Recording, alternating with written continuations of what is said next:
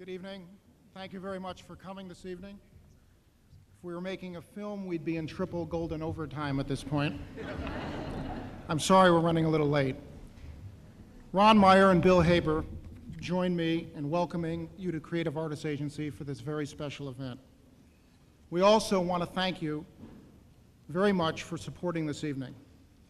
We know that there are enormous amounts of demands made on all of the people in this room, specifically on your time and your resources. We thank you for committing both of them to tonight. Also, thank you to the men and women of CAA, the staff of the White House, the DNC, and the Secret Service for working so hard to put this evening together. David Wilhelm has a well-earned reputation as one of America's foremost political strategists. As manager of then Governor Clinton's presidential bid, David helped take the Clinton-Gore campaign from improbable to unstoppable. Ladies and gentlemen, please welcome the chairman of the Democratic National Committee, David Wilhelm.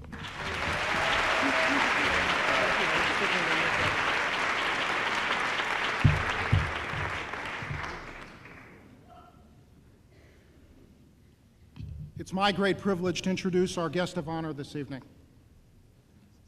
This week, the political commentators Jack Guermond and Jules Witkover wrote about President Clinton in the National Journal, and I quote, "Inevitably, the political leader who leads invites reaction and criticism."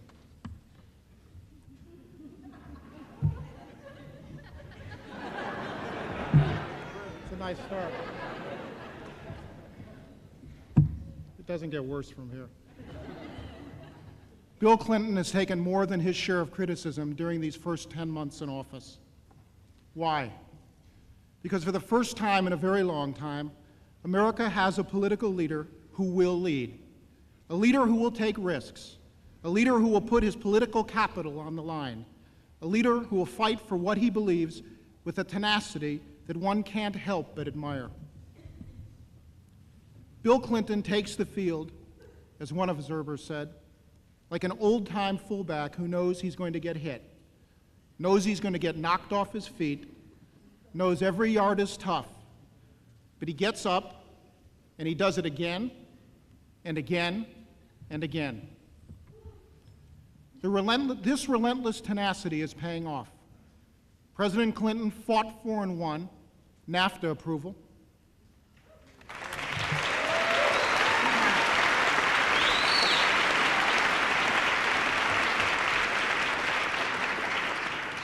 Real deficit reduction,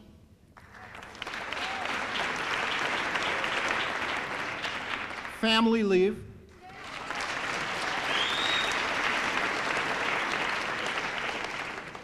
motor voter registration, and most recently, the Brady Bill.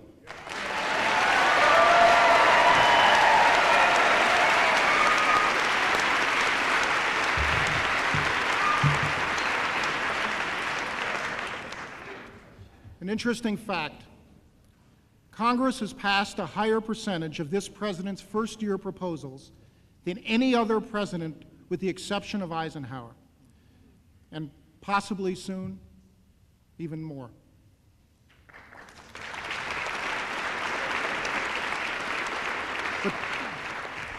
But 12 years of inadequate domestic commitment cannot be reversed in 12 months, even by this president. So Bill Clinton is back on the field, fighting for health care reform, anti-crime measures, economic revitalization, and America's place in a post-Cold War world. Tough, incredibly complex issues affecting the lives of millions of people. But on the path of his mission, the president has a problem. Our society has been conditioned by a culture of instantaneous communication, followed by instantaneous expectations. We are beeped, faxed, emailed, cellularized, and televised into any event, anywhere, anytime.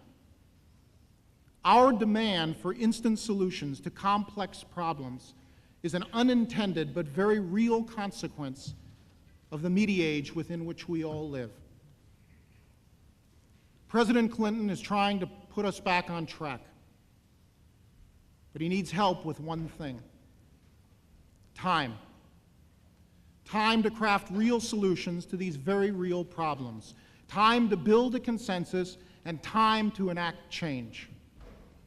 And in that time, as we have seen so very recently, President Clinton will continue to fulfill the hopeful expectations which swept him into office just a year ago.